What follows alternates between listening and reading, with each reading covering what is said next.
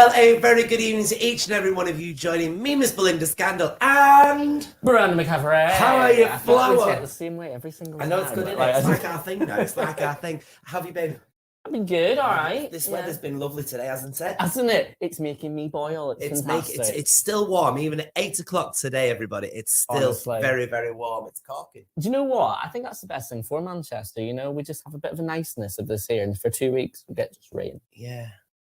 Yeah, because then we all appreciate the rain when the rain comes. Yeah, oh, massively. Which massively. is a rarity for Manchester, isn't it? Oh, rain. yeah. You don't get never much of get it. rain. Not once. Never. It's terrible. It's We've got a full show lined up for you today. We really, really have. We're going to be speaking to a plethora of wonderful actors and actresses, everybody, joining us, as well as our gorgeous Carol Ann Whitehead. How are you, Flower? I'm melting.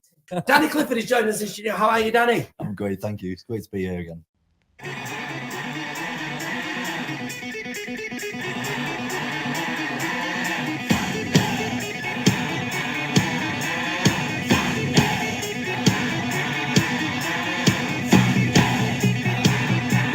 And you're bringing us something very, very wonderful and very, very new. Tell us all about the wonderful Roll the Dice.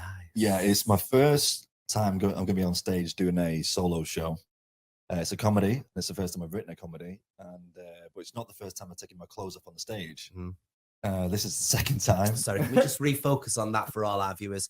Taking your clothes off on stage. Perhaps give us the premise of why. Yeah, okay. So basically, it's a story about my life. Obviously something original. It was quite easy to write it. It's focused on my life from being age 18 to 22. And I will go through, trials and tribulations. I was a firefighter at the time, a competitive bodybuilder. And then I ended up getting into a little bit of trouble with some nasty people, wrong place at the wrong time, and ended up having to lose everything. I went on the run, and this is a BBC One TV. Flee from my life. Line of duty, eat your heart out. It's actually true. And the reason why I wrote it is because every time I told people this story, they were like, it should be a film. Yeah. They couldn't believe it. It was like too unbelievable. I'm like, no, this actually happened. And it wasn't until I started writing plays that I thought, maybe this could actually work on stage or as a film. But yeah, my life turned upside down. I went on the run, as it were, to Ireland. Went undercover there, stayed with some good old Irish friends. Had a great old crack, lived in the country, keeping my head down. And then I decided to move to Australia because I got in a little bit of trouble in Ireland as well. Oh, my word. Trouble just seemed to follow me everywhere. By the sounds of it. Yeah, it just follows me. It's not my fault. It's never my fault. You hear sirens during this interview. Yeah. I know why they're here. You've been able to transcribe this into a play. I think everything you write, you do take a piece of you and put it into your writing. But this is almost like, when I started writing it, I was almost journaling. So I was looking back at my life and thinking, oh, this happened, that happened. And do you know what? It was actually quite therapeutic, just looking back at your life and you thinking, do you know what? This is kind of why I am the person I am today. Why are your clothes coming off? Just to get this. So yeah, I moved to Australia. And then when I got to Australia, I thought, right, this is a fresh start. I can start a new life here. No one's going to follow me in Australia. And ended up losing all my money. I'm not going to go into why because I don't want to ruin all the plot points. But I lost all my money and I didn't have anyone to help me. I was just over there on my own. And I ended up being homeless for about 5 or 6 weeks and sleeping on a beach. Didn't have any clothes. I think all I had was my passport. I didn't have a bank card. It was just basically I went over there with the money that I had from Ireland. And I was homeless and I hit rock bottom really. And I was begging for money. It's weird looking back now, thinking that I actually went through all that. But yeah, I was asking people for change, and there's one part of the play where I went into, it's like a Burger King. They call it Hungry Jack's over there. But I went in there, and the reason why I went in is because it was $2 for free refills, and being in Australia, it's 40 degrees every day. Yeah. So I was just sat in there drinking free refills all day until one day someone kicked me out because I looked, like Tom Hanks' Castaway sort of vibes. I looked a bit like that. Fair. But I went to the gym. So I got a free guest pass. Managed to just swindle a free guest pass. I was still just doing push-ups, just to sort of mentally stimulate my mind. And that was like my passion, just sort of get through life, I guess. And a guy approached me in the gym and said, "Do you want to be a stripper?" Well, it wasn't quite like that, but he said, How's it going, mate?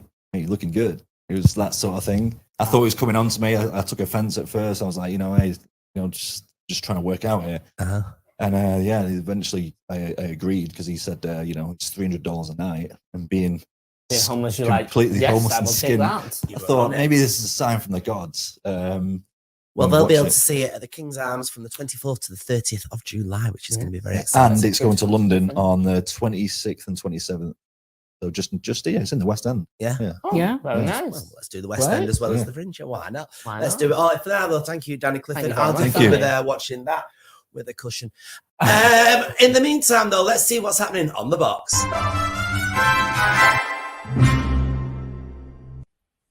Hi, I'm Hayley and welcome to this week's On The Box. How are you all doing? As you can see, I still haven't got my full voice back yet. 3 weeks and counting. It's getting there though, it's getting there. Maybe by this time next week, I'll have it back. Now, do watch the series called Starstruck. That is a British series. It's on BBC. It's a BBC 3 comedy series and it's all available on iPlayer, 2 full series. It's about a woman from New Zealand living in London who has a one-night stand who turns out to be that she slept with a very famous film star. Starstruck, absolutely brilliant, classic comedy series.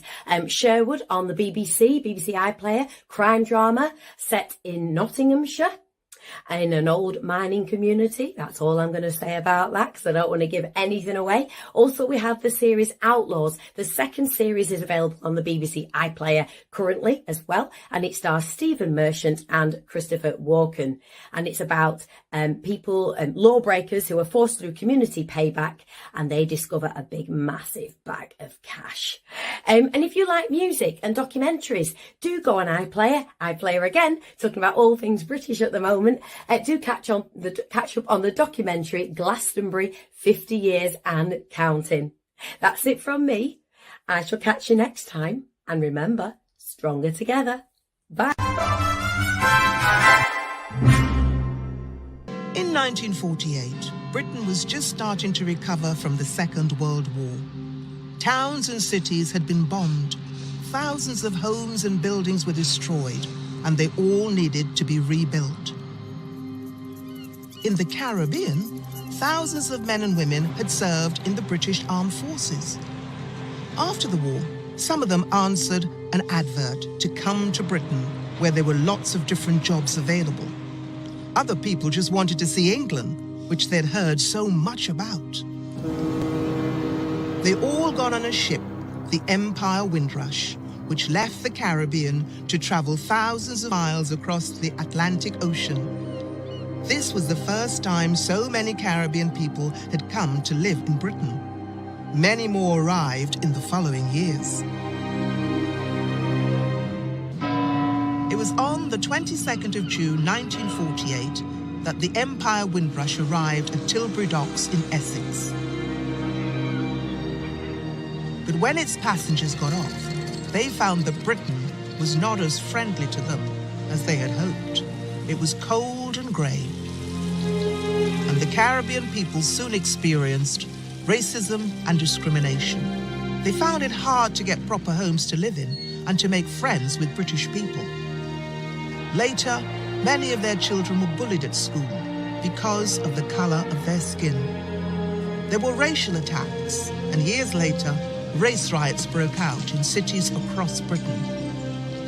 Settling into a new country was difficult, and black people had to stick together and support one another. And indeed, support one another, they actually did. I mean, it baffles me still to this day. Maybe I'm a bit silly about it, but it baffles me to this day that these people were looking after our country. They were fighting for our lovely, lovely nation. And yet they got backlash when they came actually to our country. Yeah, I mean, they loved the UK, they loved England, they loved the royal family. And, of course, the Queen was head of state in the Caribbean. The Caribbean's got 700 islands, but I think 13 out of the 26 countries were sovereign states, so they were connected to the Queen and England. So of course they were like, yes, no, we'll build up the key country. And of course it was the same year when the Windrush came over. It was the same year the NHS started. So of course that worked in synergy with some of them working through the NHS. but also transport.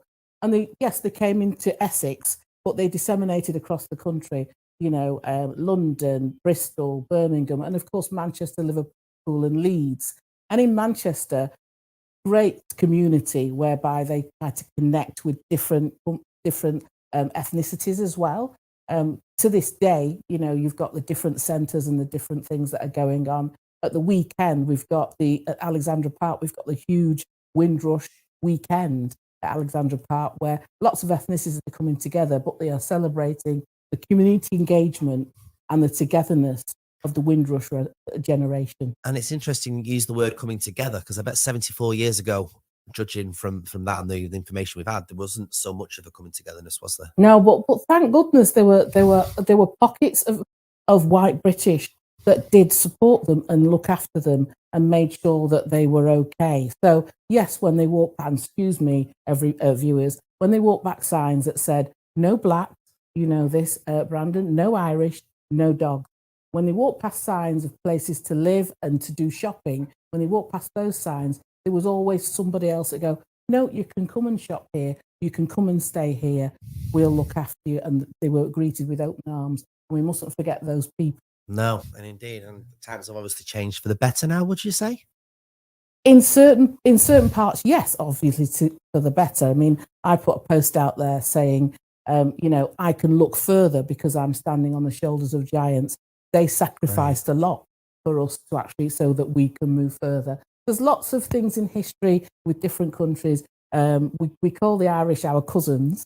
There's lots of things in history that happened that really put things at the roots and foundations so that things could be better for the generations to come.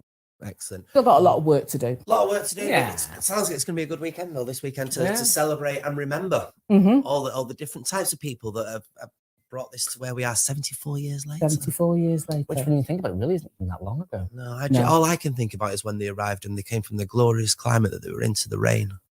And they weren't happy about that. No. I wouldn't have been happy about that. I mean, it's 25 years. So basically 1948 to 1973, Empire Windrush did several trips backwards and forwards in that 25-year period.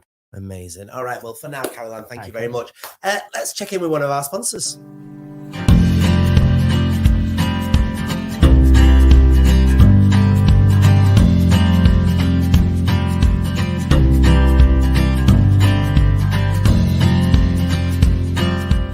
Right, everybody, we didn't even get time to breathe. Hey, that's just the show for you. It just keeps going and going. It doesn't stop. Right, introduce yourselves for us then.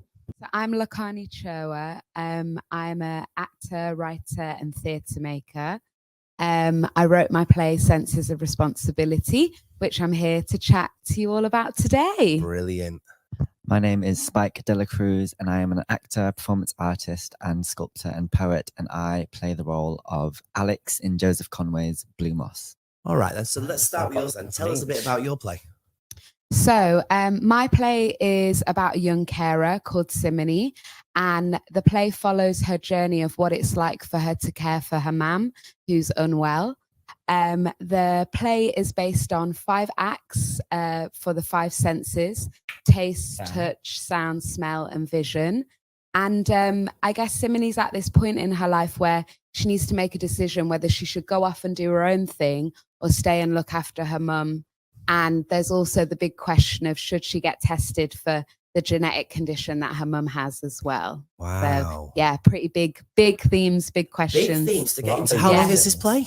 It's actually an hour. Wow. It's pretty monologue heavy. Mm-hmm. So I guess you could describe it as a one-person show. However, there are other characters, and we have another wonderful actor in playing those other characters. But yeah. That sounds fantastic. And where's that going to be on at? It's going to be on at 53.2, Brilliant. which is just off Deansgate on Watson Street. 2-week run from the 28th of June to the 9th of July. No, it's not just one play, it's a double bill. Yeah. And like you're here to talk about Blue Moss. So what exactly is Blue Moss about? So Blue Moss is a sort of dystopic world in which there's 3 characters: Alex, who I play, Simone, played by Laura Masters, and Justin, played by Abraham, played by Justin Kendall Siddiq.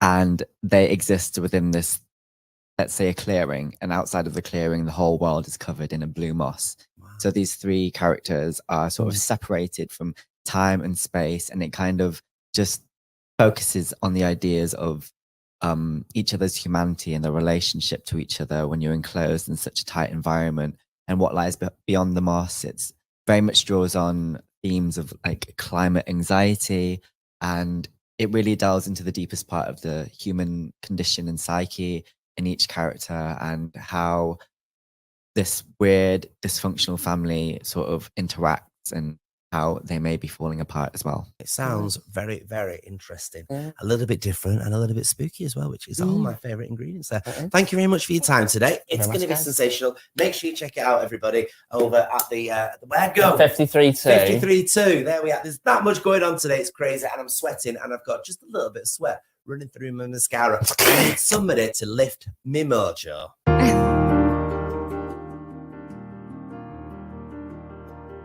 It's Jo Brittany, Neurosculpting Coach, for another Minute of Mojo. This week is about motivation, because the letter M in Mojo stands for motivation. Now, here's what I do when I'm not feeling particularly motivated, but I know that I've got to get some stuff done. I'll literally have a conversation with myself, and I'll say to myself, look, Jo, I know that you don't really want to do this, but what if you were to attempt to do a little bit? Because if you don't do it, what's the consequence for you? And how are you going to feel if you do it? So I'll literally take the tiniest bit of action. And once I've done that, I'll keep talking to myself and say, okay, what if you could do a little bit more, and a little bit more, and a little bit more? And before you know it, I've started to make progress, and progress to the brain. The brain really likes progress. You get a bit of shot of that dopamine, the reward chemical, and you feel good. I'll be back next time for another Minute of Mojo. In the meantime, you can connect with me on my Instagram page, jobritton.mojo.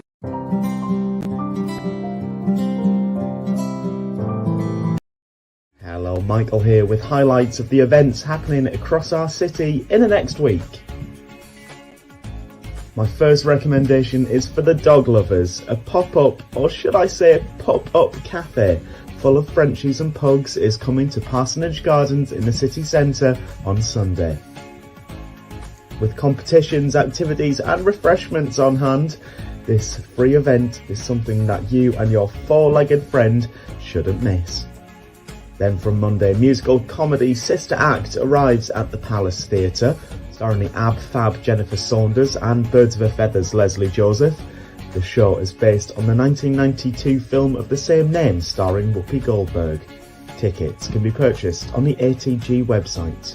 And don't forget, be sure to let us know what you're up to over the next week over on Twitter. We're at your MCR. Whatever you're doing, I hope it's a good one.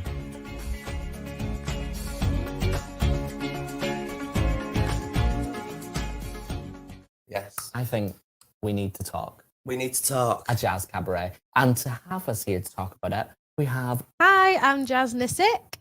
Jas Nisic, you are bringing us something very, very special in the form of cabaret. Perhaps tell us a little bit about it. Yes, so it's called We Need to Talk, a jazz cabaret, and it's a cabaret of jazz songs following the story of a breakup. So obviously we start in delusion and move on to heartbreak, depression, and then hopefully... So it's just an Adele album. It's an Adele album. Are these original songs or songs that we already know? Songs that we already know, mostly jazz standards, Ella Fitzgerald, Eva Cassidy, Etta James. Wow.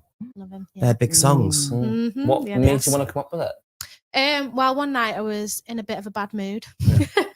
And I thought, I'm going to channel my bad mood, and I just started to come up with the idea. I'm always going on about these horrendous Tinder date stories I've gone on, and people always say I'm a really good storyteller. So I thought I'd combine both of them. So the stories kind of draw on experiences of my own, but perhaps a bit more dramatized. So it's meant to be funny, a comedy, that kind of thing, but just linked together with jazz music. Wow. So have you always been a fan of jazz music? Oh, always, yeah. I Why absolutely love jazz as opposed to any other genre? I think with jazz, there is, as a singer, you have more impetus to make songs your own. You're not really going to annoy a lot of the composers because most of them are dead. Can't be done for copyright. That's got to be on the poster. Yeah. So I actually trained in musical theatre at the Royal Academy of Music. Right. And when we were there, it was very much like, respect the composer's notes, like don't riff, don't do anything like that, don't change anything. Whereas I feel like with jazz music, because, you know, multiple of artists have done the same song in different styles, different ways, you can just put your own stamp on it. And I don't think there has been a Mancunian stamp on many Ella Fitzgerald songs. So, yeah. So how are you going about putting your own stamp on these then? So I want to make it quite funny, quite light, very conversational with the audience, and yeah, just using my own personality. One thing that I'm really going to try and aim is I don't want it to be the classic girl boy, because I'm a bisexual artist myself, attracted to both genders. So I want it to reach to everyone, that it is just about relationships and love, and doesn't matter who you love. The important thing is love, and the people that get you through these breakups are your friends, your family, lots of alcohol, lots of wine. That is a great message. Maybe not so much the alcohol. Oh, I don't know. Yeah, it sounds fantastic. How did you put all this into a show? I think I just pick songs that I really like. I started off with a big, massive list, and then I tried to weave a storyline through them to try and capture, you know, the emotion that we go through. So there's a song that I sing, I'd Rather Go Blind by Etta James, which is all about when she sees her former lover with someone else and how that really, really hurts her. But it also captures for me that, you know, when someone breaks up with you, you go through that really pathetic phase where you're like begging them back, like they've cheated on you, and you're like, I still want to be with you. And then about a month or two later, you're like, right, no. Yeah. That was a bad mistake. You know, when your friend tells you at the very beginning you should have done that there, and you're still like, no, you're wrong. Yeah, so I think it captures that, you know, when you break up, you do kind of lose yourself a bit, and you do kind of, it's all the ugly sides of it. So it sounds like we're getting a full plate of a story, as well as lots of cabaret as well. It's very clever to have the knowledge of all these different songs that you can just pick to put into it as well, isn't it? Yeah. So where's this on at then? So the International Anthony Burgess Foundation, which is just down the road, just off Oxford Road. Yeah. On the 19th and 20th of July. I'm excited. I'm excited. And where can we get tickets? So you can either get tickets through the Greater Manchester Fringe website, or I've also on Eventbrite as well. So either or's. Life is a cabaret, but more importantly, what we do need now is to find out what's going on with the weather.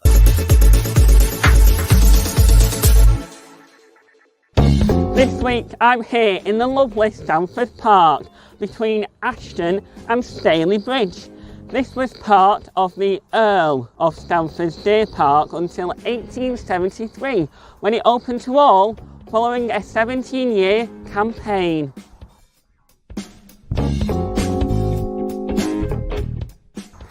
It was such an exciting day when it opened that 80,000 people came to watch the opening ceremony, and in 1986 it was Grade 2 listed by Historic England. Well, here's your weather.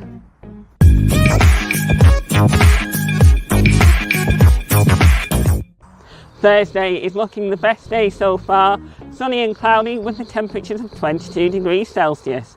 Friday is looking sunny, cloudy and rain with the temperatures of 20 degrees Celsius.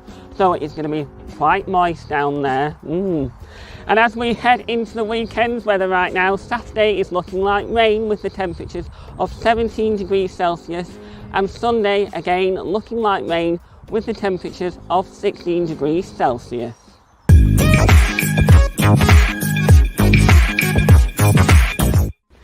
And have you seen these stocks dating back to 1730? Who would you put in them? Hayley, Mark, Carol Ann, or our very own Belinda? Answers on a postcard, please. Now back to the studio for this week's fabulous episode of your Manchester.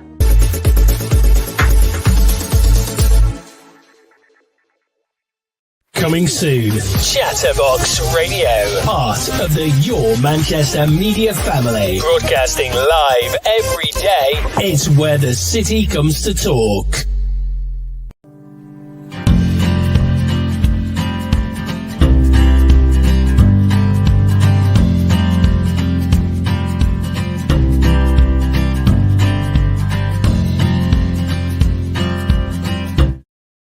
So there's loads and loads and loads. There really is. I mean, launching Manchester Fringe. This is why we've got a plethora. But this is what you mean. When it comes to Manchester Fringe, it just shows how creative this city really is. Yeah, it does, doesn't it? Have you been to many Manchester Fringe shows? Yeah, but, well, not this year, but I have done previously. Yeah. Did some interviews as well, and had some performers that I know in there. But I love that jazz one. It sounds right up my street. Oh yes. Oh yes, I fancy myself a bit of an James. I love Gerald. Is it really? Yeah. Right. In my head. In your head. Well, unfortunately, we are now out of time, everybody. Next week, we won't give you anything away. We have got a sensational show for you. One definitely not to miss. Don't forget, you can check out our podcast. And starting on Monday, as we did just announce there, is our radio station, Chatterbox Radio, which will be streaming for you and available on our app, everybody, from Monday. And we have got live shows from 8 a.m. right through to 9 p.m. every single day of the week. So make sure you check that out. In the meantime, you had fun. I have. It's been an exciting sweaty day. one. Have you had fun? Yes, even though I've been steaming. Oh. Yes, well, I'm the one wearing a ginger woolly hat, so that's just where it is. In the meantime, thanks for everybody for watching this week's episode of Your Manchester!